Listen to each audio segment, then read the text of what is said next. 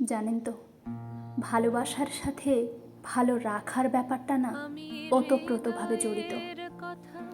ভালোবাসা বোধ থেকেই মানুষ ভালো থাকার কথা চিন্তা করে। আর যার কাছে ভালোই থাকা যায় না, সে ভালোবাসার মানুষ হয় কি করে? ভালোবাসার মানুষ তো সেই যে ভালো রাখতে জানে, মন খারাপে পাশে আঠার মতো লেগে থাকে, যে কখনোই একা লাগতে দেয় না।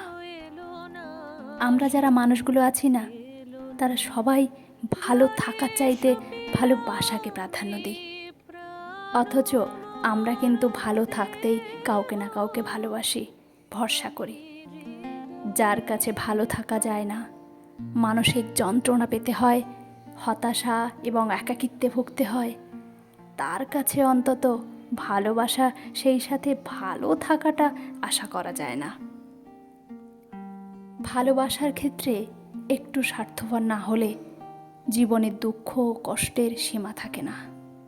যাকে ভালোবাসি তাকে ভালো রাখতেই হবে, এমনকি যে আমাকে ভালোবাসে তাকেও ভালো রাখতে হবে। তবেই তো ভালোবাসা সার্থক। কেউ থাকার পরেও নিজেকে নিঃসঙ্গ একা লাগার ব্যাপারটা মারাত্মক যন্ত্রণার। পাশে থাকতে হলে এমনভাবেই থাকতে হয় যাতে সে বুঝতে পারে, অনুভব করতে পারে তার পাশে কেউ একজন আছে। ধরেও যেন না ধরা, ছেড়েও যেন না ছাড়ার মতো করে। আর যাই হোক, ভালোবাসা হয় না।